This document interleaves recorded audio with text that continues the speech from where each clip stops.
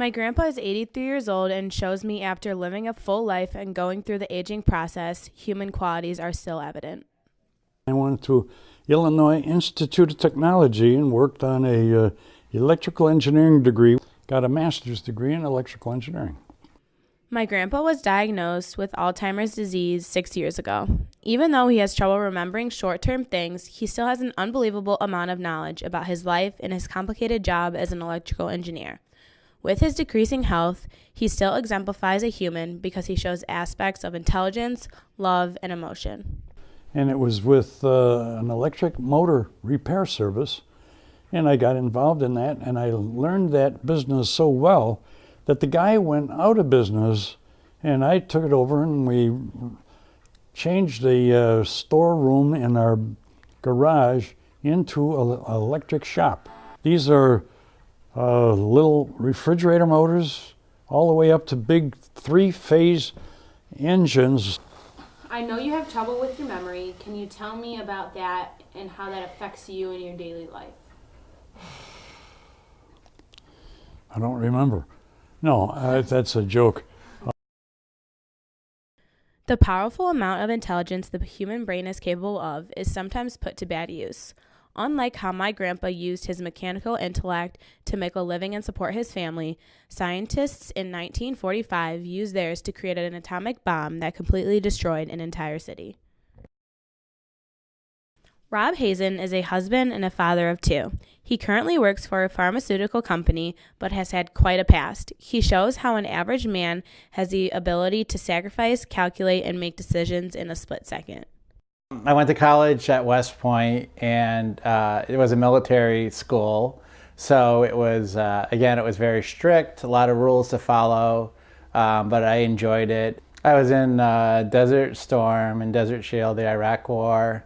And my job was executive officer, and then I was a operations officer. I led all the convoys, and I had to make sure we didn't get lost going places, and I had to make sure we had ammunition, and I had to make sure all the vehicles didn't break down, all the maintenance was okay, and we had good supplies. There were tank battles near us.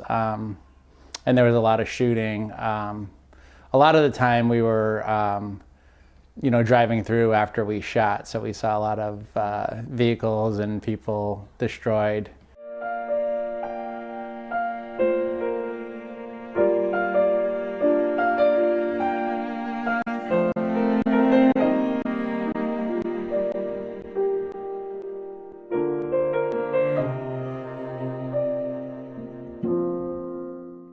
Mr. Figge is a teacher in the science department as well as one of the varsity football coaches. He demonstrates how multifaceted humans are and how no matter what you look like or are stereotyped as, you have the same underlying qualities as everybody else. I think I didn't realize I was stereotyped as a jock until I took some master's classes, and I would always go after coaching, so I'd wear Nico football shirt or something like that, and I'd go to class, and all these people would automatically say I'm a PE teacher and football coach. And they would think that I didn't have anything to say, I didn't have any other ability besides yelling at kids to make them run faster or lift more. And it's funny because I'm like a big time, I'd like to draw, I'm an artist, painter, I do all these goofy, weird things that you would not associate maybe with a jock person. Mm-hmm. So I never really, I was naive to believe stereotypes existed, at least on my own. So when I felt them, I was kind of like, wow, this is different. People think I'm a jock and that's all I am. That's kind of weird. People don't understand every person is multifaceted. My job is kind of, I don't know, it's weird. I love environmental science. I love thinking about things, but what I love the most is just watching you guys become less ignorant to things, more aware, and then feel empowered to do something about them.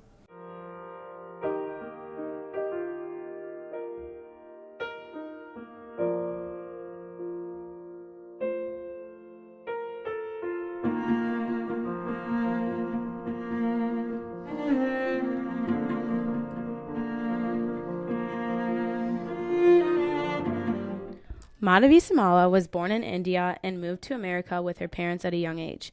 She is a mother and works with kids with autism. She was diagnosed with colon cancer 2 years ago and was recently took off radiation. She has 2 months left to live. Our family was brought up with a caste system. My parents were, they had an arranged marriage in India, and the caste system, how it fit into our family was they wanted to make sure when they got married, they married into the same caste. I've stayed very positive through this experience. It's very uplifting to see people do things for you.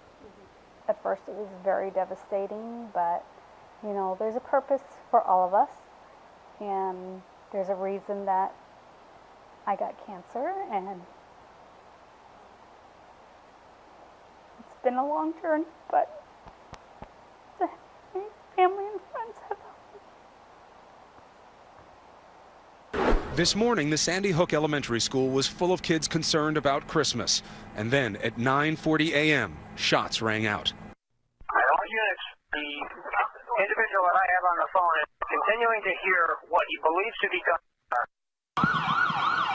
Inside, little kids are under attack. We heard all this racket at our classroom. Horrible things are happening. Teachers make sure they're safe and then do the unimaginable. And what did the teacher do then? She read us some books and we talked about things and they played little games in there. The shooter and the teachers who sacrificed themselves to save the kids demonstrates how the emotions that run through a human have the capability to overcome logical rationale and can produce both acts of violence and bravery. To be honest, to be forthright, to be a good witness in what you believe. To be a human. I think from all my experiences, you have to you have to realize we live in a society and with people, so you've got to be compassionate and understanding of others, and then you have to be responsible as well. So you have to be responsible for yourself and whatever you need to take care of, whatever your job is, whatever, you know, your family, you've got to be responsible to your family. You feel, like you feel your own pain, your own emotions, and then you also have the ability to put yourself in another's position to feel theirs. I mean, you need to understand how yourself needs, what it takes within you to be happy so that you can be happy and get through the valley to enjoy the mountain peak. I think our responsibility should be to try to make everyone's quality of life better. And that can not materialistically, but just how do you make them feel a sense of value? Because when you give people the basic needs and they feel good, they do better. My thoughts on being human are that I think everyone is equal in their own way. I think that no matter what culture, what background you come from, I think there's good in everyone. And I think that it's just the way you're brought up or your environment or whatever you're living through. I think that brings out what's human in someone, and I think those positive attitudes come from those positive influences in your life, and it's what you take out of it, and I think every human has that inner ability to do that.